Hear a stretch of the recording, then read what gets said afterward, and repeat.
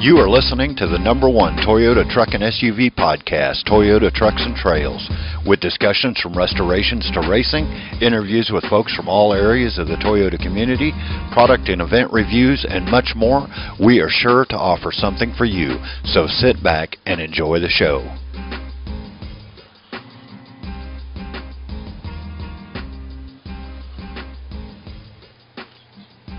Hey everybody, welcome to the show.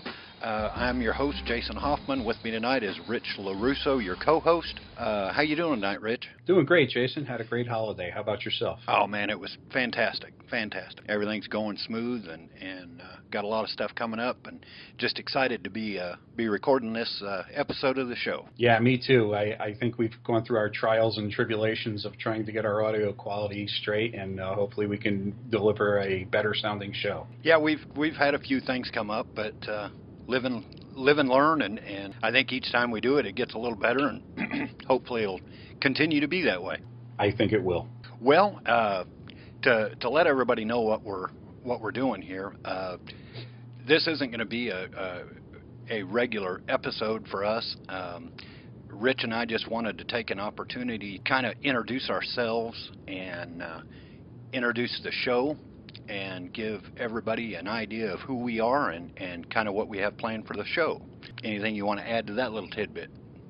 No, I think you got it. This is our pilot episode here, and you're going to get to know us a little bit before we take you on the wild and fantastic tour of Toyotas through the world. That's correct. I guess I'll start. Like I said, my name's Jason Hoffman. I live in the Mid-South in Middle Tennessee. Married. I'm an old guy. I've got a few kids that are all grown and out of the house. I'm an over-the-road truck driver, so just to add that in right now, recording a regular series of episodes may be a little difficult. Rich and I will work on that and see what we can get going, but if they don't come out real regular, please understand that job plays a role in that. A little more introduction about myself and my I'm trying to think of the right word here, passion for Toyotas, I guess. I bought my first Toyota 10 or 12 years ago, I guess. Wheeled it pretty hard and kind of beat the snot out of it, and at some point decided that it had had enough, and decided to go through and restore it. And I enjoyed that process very much. It's still kind of a work in progress, but it's sort of my daily driver and just runabout vehicle. It's an 86 4Runner. At some point I got tired of not having anything to wheel while I was working on that one, so I bought a 3rd gen 4Runner, a 97, completely stock when I bought it, 97 limited. It did have the factory locker in the rear. Since I bought it 3.5 years ago, it's a pretty standard built 3rd gen. Toy Tech lift, 3.5 inch suspension lift, 1 inch body lift, a whole lot of trimming to get 35s to fit. Let me think here. Addicted off-road front bumper, custom built rear bumper, custom built sliders, just tons and tons of little trinkety add-on stuff that I've done over the years. Absolutely love the truck. It does everything that I want it to do, and I get it out and wheel it as often as I can. I understand that the IFS is kind of a downside to a lot of people, but one thing that I hope that we can bring across in this show is even though it's not the most preferred suspension setup in the world, that Toyota probably builds the best IFS on the planet, and I can only vouch for mine, but it has held up fantastic. I recently converted it from an automatic to a 5-speed. That has been a real challenge to readapt to learn how to wheel a manual transmission, but I'm loving the change, at least for now. I haven't found a real downside to it yet, other than I need to readapt my driving skills. Other Toyotas that I have around, my wife has a 88 1st gen 4Runner that we picked up a couple of years ago. It's just been kind of sitting in its parking spot. It needs some work, and we haven't been able to get an open spot in the shop long enough to get it in and get going on it, but that's one that I hope to get started on pretty soon. My wife's daily driver is a 2001 Toyota Tundra. We have several Toyotas in the stable. Just love the trucks, and as I said a little while ago, just have a real passion for them, and I hope to bring that across in the show. Rich, how about yourself? Well, I started much more recently. I got involved in the Toyota world back in 2008. I bought a brand new FJ Cruiser. Did not know how to drive off-road, and according to some reports, I might not have even known how to drive that well on the road. But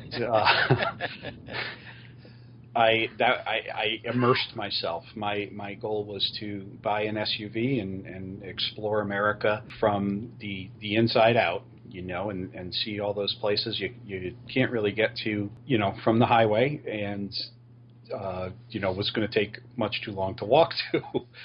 So dove right in head first, highly modified the FJ in the suspension area with mostly bolt-on upgrades. Now I've got a lot more stuff welded on, but it's still got the stock engine, stock transfer case, stock diffs.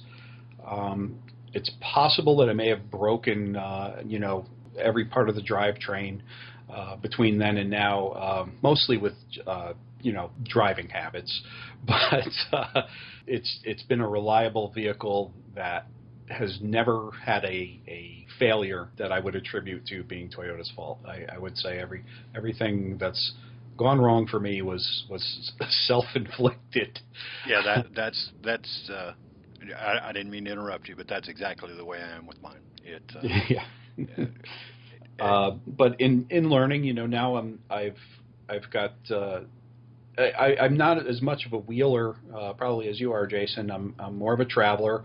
I'm reluctant to use the word overland, but that because it just seems to be kind of played out these days. But that's kind of what I do, is just go out, explore. I like to be able to live off the grid out of my truck. We like to go into northern Maine and for a week or sometimes 2 weeks, and just get lost and be self-sufficient. So, we have the FJ built. My wife and I have, use it built for survival, and it's been incredibly reliable. Since I started out on this, I've gotten trained and am working my way to becoming an off-road driving instructor. I was recently certified with the International Four-Wheel Drive Training Association to be an off-road trainer, and I'm completing my certification, so I'll be able to offer training one day. But I've worked my way to the point where I qualified for things like that, and I'm hoping to be able to pass on the knowledge, and in this podcast, hopefully be able to pass on some knowledge, to people with their help in selecting recovery gear. And we're going to have specials on what to look for in recovery gear, and even when we get to the point, I think when we're going to start trying to work videos into this, we can have some demonstrations and maybe some learning and help pass that knowledge on, because in my short time doing this, just when I think I know everything, I get blindsided by something that I did not know. Isn't that the truth? And yeah, the trail is not level, but the trail will level you. Exactly. I love that statement because it couldn't be more true. So we want to bring some of that to the table for our listeners. Other than that, my FJ right now is, I go through a lot of different reiterations. Most of the time I'm running on 33s because they travel the best. You get that balance of performance and some economy. I live in the northeastern United States. I'm in Connecticut. Driving off-road is illegal in most of our state, unless you can find some unmaintained dirt roads or some private lands. We have very, very limited options here in the Northeast, and luckily the states are small, so we can usually drive to a neighboring state where things are a little more lenient. So for us, the reality in the Northeast here is that we have to do a little bit of road pavement time to get any off-road time. Anything that's fun, different, or challenging, we have to travel a little bit for. So our builds tend to be a little bit more well-rounded, unless you're trailering your rig around.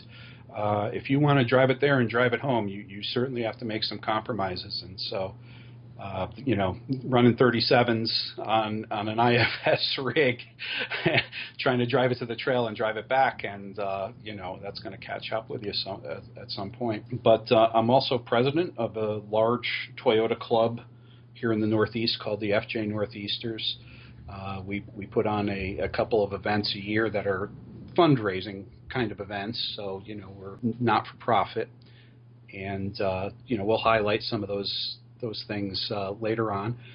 But we've got quite a bit of immersion in the Toyota scene up here, and we'll have some nice reports on some of the goings on here in the Northeast and on the Eastern Seaboard. I've managed to take my FJ from Maine to Florida, from Texas to Ohio. I haven't hit the West Coast yet. It's on the list for sure, and have even gotten in some time in Arizona and New Mexico. So I've been, traveling around, basically cramming in. You could say I was making up for lost time off road. But the FJ Cruiser scene is come and gone. The vehicle's now out of production. We're not sure what the future is going to be. A lot of people have gone over to the Forerunners and the Tacomas, but the platform still is what it is. The vehicle's still in production overseas in the Middle East and in Australia, so we're happy to have a steady stream of replacement parts should we need them. But the FJ is certainly you really got to love it to get in it and take one around, and when you do, they're a lot of fun. Very capable vehicle stock. So a lot of the FJ world is going to be involved here with Jason, and we're also looking into bringing in a lot of the old Land Cruiser world into this podcast as well. I think between Jason and I, we probably know someone who owns every kind of Land Cruiser ever made. For sure. And we're certainly admirers. We've got some great connections with some TLCA, that's the Toyota Land Cruiser Association, some TLCA-based clubs. I think we both probably know several, and we want to bring some of that to the table. And because this podcast is for every Toyota owner, even though we have what we have, we're fans, we're admirers, and we're all on the trail. We're all equal. So we want to give everybody the spotlight here and see those old FJ40s and those BJs and the 80 series and the 100 series. We and even the 60 series. I don't know how many of those are still out there. I wheel with several of them every time I go out, so they're still predominant. Not too many 55s though. Don't see too many 55s in this area. No, I don't think there was. I don't want to speak out of turn. Somebody I'm sure knows more about it than I do, but I don't think the 55 was imported into the U.S. In the abundance that the 60 and 80 series and 40 series were. For some reason, that one kind of missed the mark. There's a handful of them around. I know my normal wheeling crew, I forgot to mention that I'm a member of STLCA, Southern Toyota Land Cruiser Association, was recently elected vice president, and they are a very open group in that they include all Toyota four-wheel drives.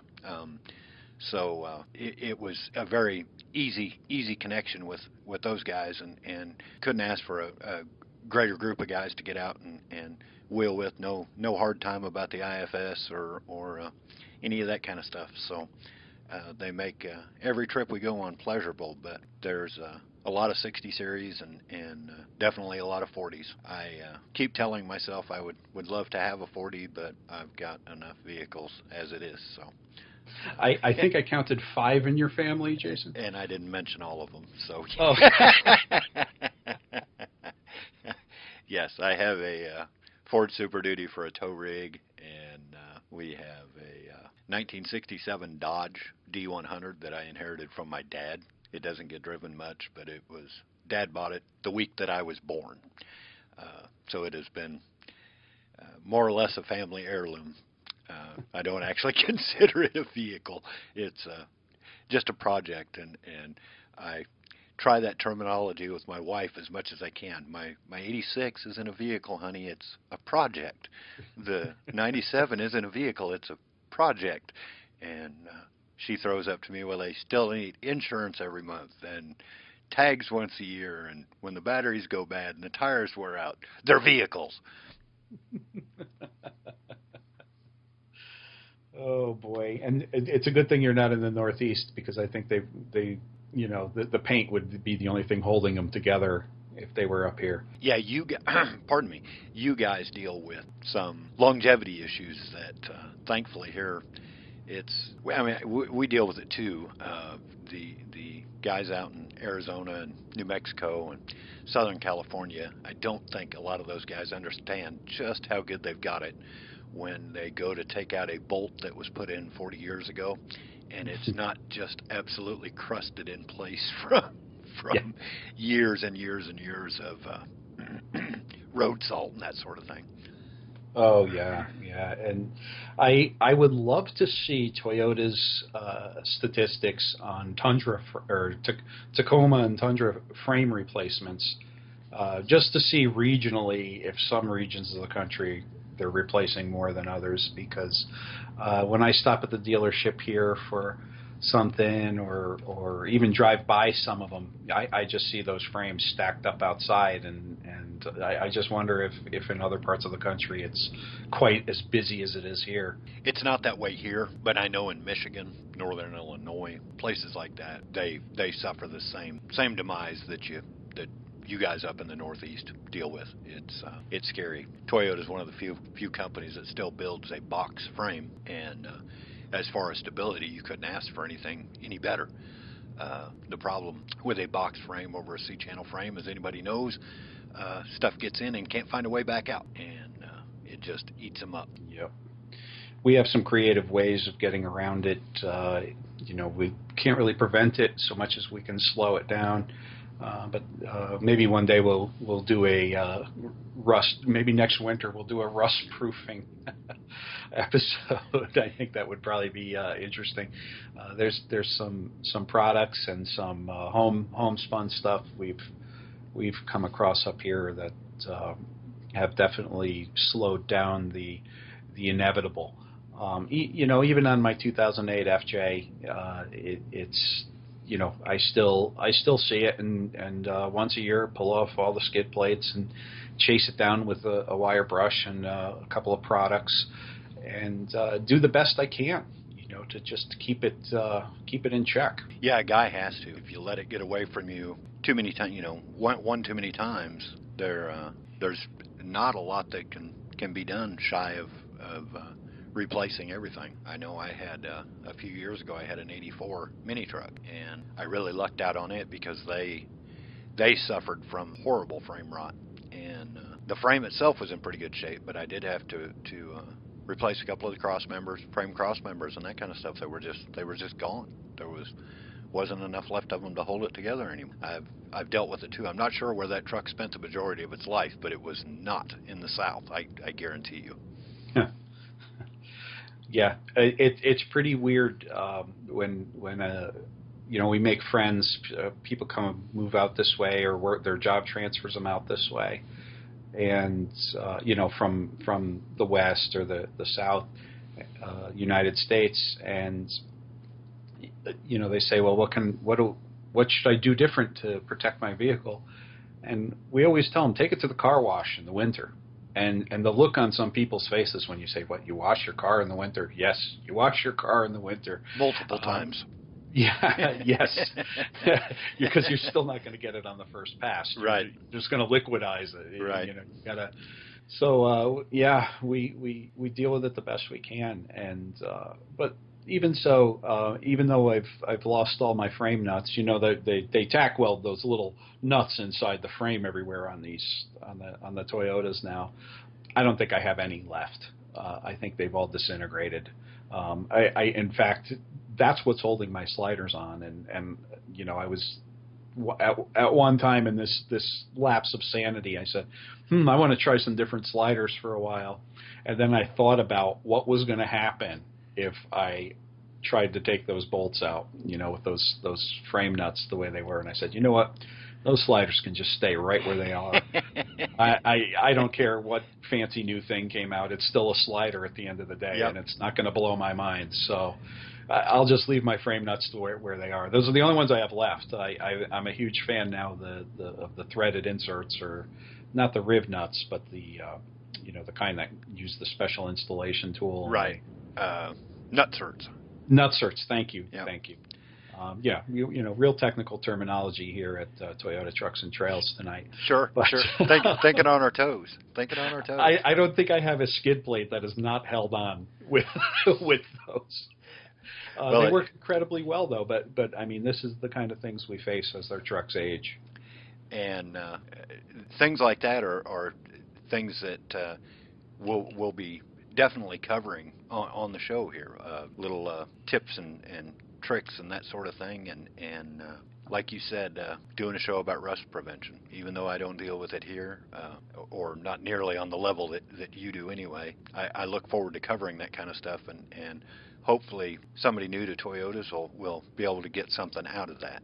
And that's what my goal for this show is to bring information to the listeners in some kind of an entertaining fashion, I guess. Whether it's about restoration or preservation or wheeling or just enjoying your Toyota. We probably won't get into two-wheel drives too much, but I would at some point even like to delve into that. I on the forums and that kind of stuff. I follow a few guys that have built some really sharp two-wheel drive trucks. So it's not the show is not all off-roading. It will be predominantly about that, but we want to reach out into all areas of owning a Toyota truck and enjoying it however you go about it. Yeah, and I think there's something to be said that, in being an all-encompassing, I wouldn't want to see people shied away from this because they feel, oh, I just, like to put a lift and big tires on my truck just for show. Hey, there's nothing wrong with that, Sure, there's always going to be somebody that calls you a mall crawler, and, we like to joke around with our friends and, call them mall crawlers and things like that. But at the end of the day, we're all enthusiasts, and we all like the same stuff. And if you want to build your truck up on huge tires with a huge lift and 90 light bars on it, there's nothing wrong with that, especially if it's a Toyota. That's right. That's the main aspect of this show is just being an enthusiast about Toyotas. I got into this not really, pardon me again, not really knowing what I was getting into. But I haven't looked back. I couldn't imagine wheeling anything other than a Toyota. And before I bought my first Toyota, I wheeled a lot of different rigs, a lot of full-size trucks, a few early Broncos, even throw a couple of Jeeps in there at different times. When I got my first Toyota, I had no idea how large the Toyota community is. And the more immersed that I came into, or got into it rather, some of my best friends came straight out of my relationship with Toyotas, and I don't take that lightly. Years ago, Honda Motorcycles used to have an ad campaign that said you meet the nicest people on a Honda. I think Toyota could use the same ad campaign today, because I've met a ton of wonderful people through the Toyota community, and quite frankly, I would have never considered doing this podcast had that not been the case. And I just want the show to be some kind of a conduit between all enthusiasts, be it manufacturers or parts suppliers or people in the aftermarket, or just the average Joe looking to do a few modifications to his Toyota. Be that link between those that kind of puts everybody in contact with each other. That's right, and it's going to be tough to really get everybody together in a podcast, because we're talking in one direction, and we really can't hear back from what our listeners are saying. So we've got a website up, we've got a Facebook page. And we're hoping people, come on and participate and, tell us when we're wrong, because at some point, I think Jason might be wrong once this year. I'll be wrong a bunch of times. Oh, but I Jason promise you it will be more than once. I am by no means an expert on anything, but I'm definitely opinionated. So be sure to inform me of my wrong opinion. Yes, yes. Tell us in great length about our wrong opinions, Correct. please. Correct. And, but we really look forward to that user feedback and making us aware of things we didn't know about, because neither one of us is an expert, and we're not up here claiming to be. We may aspire to be experts one day in our lives, but chances are we'll both be in the grave before we qualify as experts. But we're fans just like everybody else, and we're the ones up here talking. But the community is what taught us most of what we know. You guys listening have taught us what we know, and will continue to do so. So getting together and talking about these shows, I think everyone who listens stands to benefit. Yeah, that's right. The show will rely a great deal on listener feedback, and we want that. Rich and I have talked at length at different times about our plans and things that we'd like to cover, events and things of that sort. But we have to be realistic, and we have to work, and we have our lives that we have to lead, and we need the listeners to help give that feedback to let other people know what's going on. If you have an event and you want us to mention it or bring it up or promote it for you, let us know. If new products as well. Exactly. If you're like Rich and I, and you're super proud of your truck and you want to show it off, feel free to send us pictures or just whatever. Feedback for this kind of thing is it's just absolutely crucial, and we look forward to that, good or bad. Hopefully good.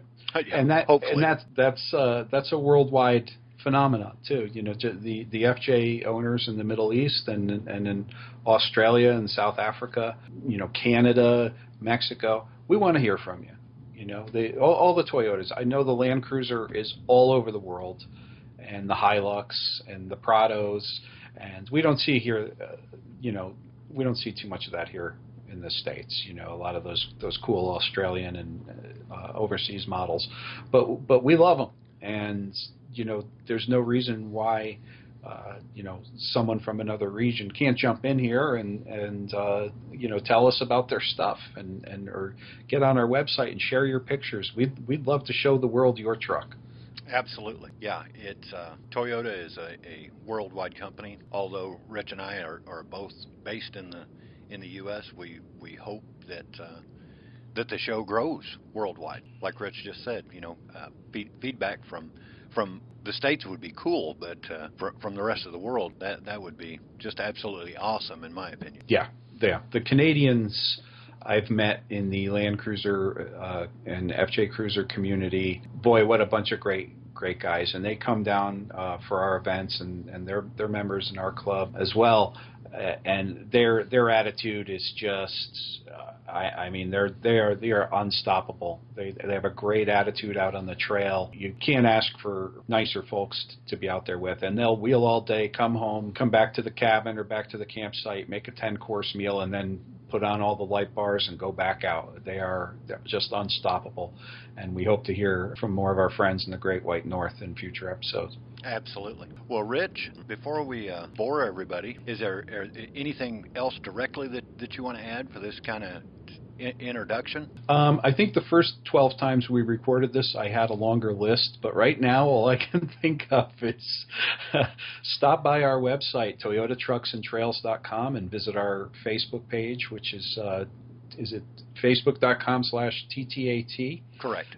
and give us your feedback. Say hi. Tell us about your stuff. Say, hey, I want to post pictures of my truck, and I want you to tell me what's wrong with it. And Jason will tell you everything that's wrong. No, I'm kidding. But we're not going to lose our sense of humor here, and we're going to have some fun with this. Absolutely. I look forward to getting into doing a real episode with a real main topic and a little more structure than this episode. I apologize to the listeners for things seeming kind of scattered probably, but Rich and I are still new to this and kind of working our way into it, but we're both really excited about this and excited to get some more episodes out, and we hope that you guys are excited to come along for the ride. That's right. And we had some really great ideas for episodes. We wanted to do, some brief history of Land Cruisers and some stuff on recovery gear, recovery techniques, and some gear reviews, great websites to go to for information.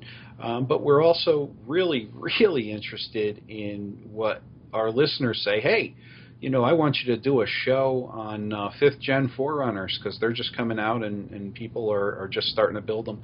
Hey, we would love to. Your suggestions for what you want us to cover and show off pictures of and all that kind of stuff, we want to hear it. So please tell us about it. And it might not happen next episode. It might take us a few episodes to get caught up, but your feedback and suggestions on where to go with the show are really, really valuable to us. And you can definitely have a hand in shaping, how this podcast works out. Exactly. Yeah. It like we both said, listener feedback is gonna play a huge role, and it'll make it easier on your ears too, rather than Rich and I just droning on about whatever we choose to talk about. So, if you don't send us any feedback and you don't like what we're talking about, then I hate to say it, but blame yourself.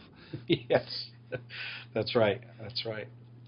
It's a very tight community. We're all Toyota lovers, and the brother and sisterhood is there. And I don't think we'll have. Something tells me I don't think we'll have a problem getting listener feedback. I hope not. And I hope that it's not all bad. If it is directed directly at Rich. Yeah, well, that's I'll be the fall guy. I have very, very tender feelings that you get hurt easily, so be kind. Well, I think that wraps up our first episode, and I appreciate everyone who managed to stay awake this far. Yes, sir. Yes, sir. All right. Well, on that note, folks, we will call this the introductory show. Rich, anything else? Thanks for listening. Thanks for listening. Until next time, however you go about it, get out and enjoy your Toyota.